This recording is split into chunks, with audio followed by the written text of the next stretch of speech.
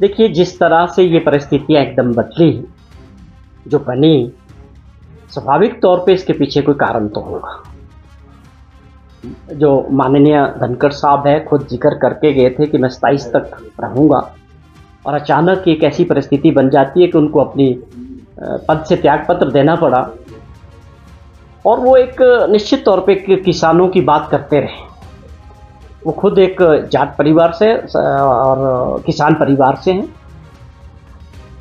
तो इसके पीछे असली कारण क्या होगा वो वही बता सकते हैं या सरकार को पता है कि ऐसी परिस्थिति एकदम एक दिन के अंदर कैसे बन गई। इससे पहले जम्मू कश्मीर के भी लेफ्टिनेंट गवर्नर रहे मलिक साहब, उनका क्या हालत हुआ। आज ईडी उनके घर में रेड कर रही है, जबकि वो भाजपा के बहुत बड़े नेता थे, किसान नेता है। तो जो भी किसानों की बात करता है उनको दिक्कतें आ जाती हैं।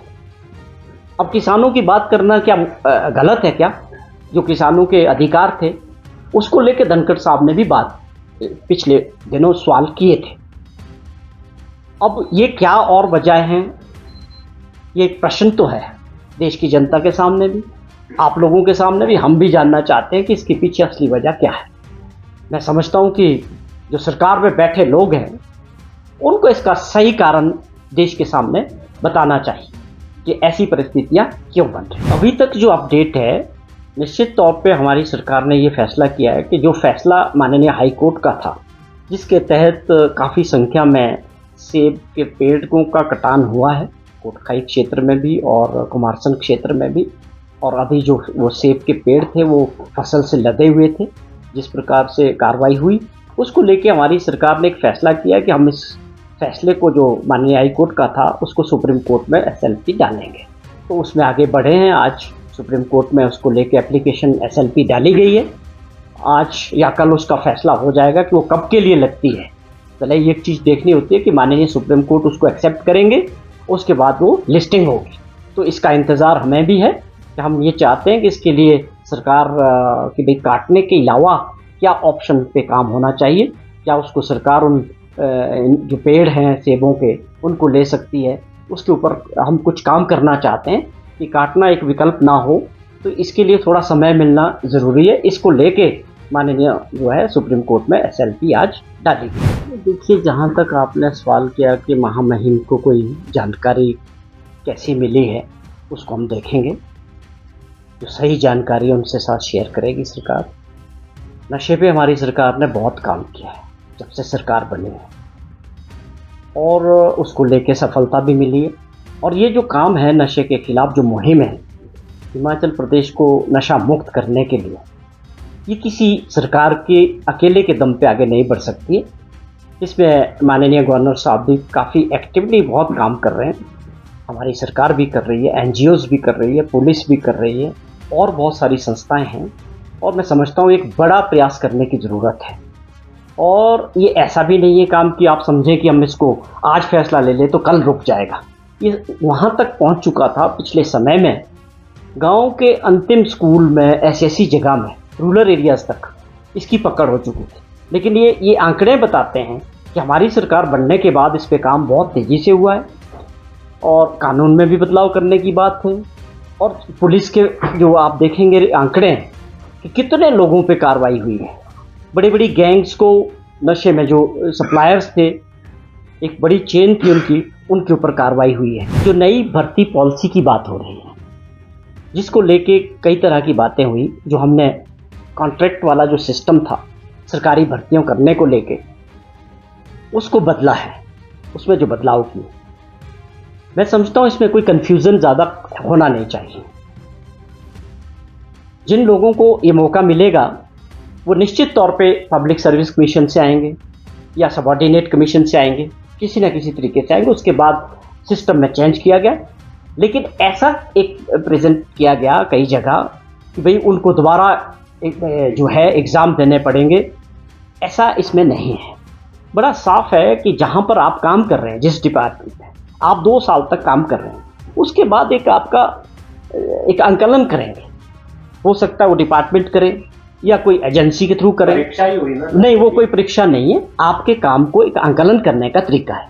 परीक्षा आप उसको कहते हैं जब आप एक एग्ज़ाम करते हैं, written exam, personal exam, public service mission के लिए तैयारी करते हैं, उसके बाद आप क्वालिफाई करके आते हैं, उसको आप एग्ज़ाम कह सकते हैं कि आपने तैयारियां की, कौन बचे। लेकिन जिस तरह से हमने इसका जिक्र किया, वो एक आंकलन है कि आपने 2 वर्ष के अंदर उस डिपार्टमेंट, जिस भी डिपार्टमेंट में आपकी भर्ती हुई, तो एक आप इसको समझें कि वो ऐसा नहीं है जैसा इसको दिखाया जाए कि दोबारा से एग्ज़ाम देना पड़ेगा या आपकी नौकरी चली जाएगी।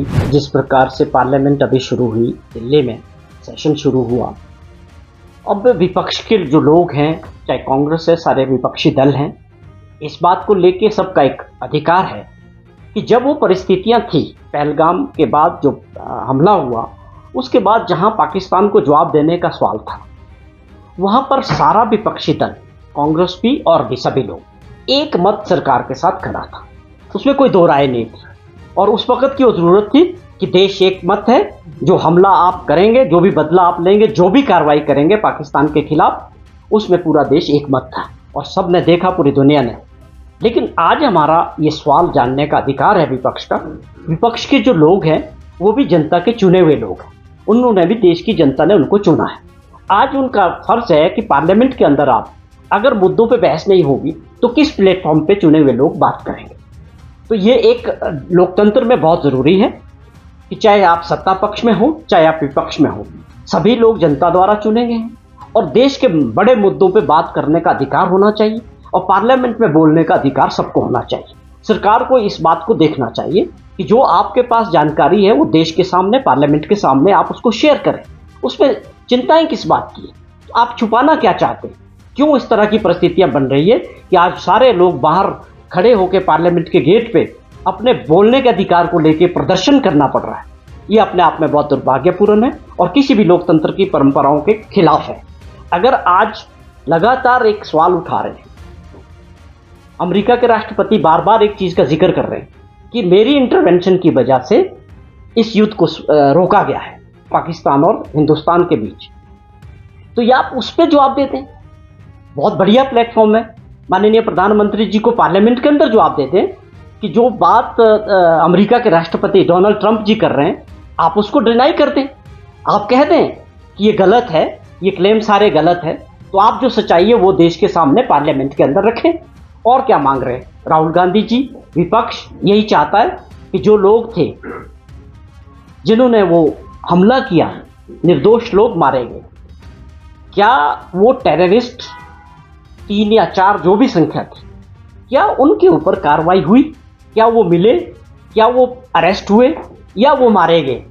क्यों नहीं जानेंगे? देश जानने का अधिकार है सबको और सरकार को बताना चाहिए। वास्तविकता जो है देश के सामने रखनी चाहिए। मैं समझता हूँ ये कोई गलत बात जो है विपक्ष नहीं कर रहा है, बल्कि सरकार को लोकतांत्रिक परंपराओं का देखते हुए पूरी जानकारी देश के सामने रखनी चाहिए।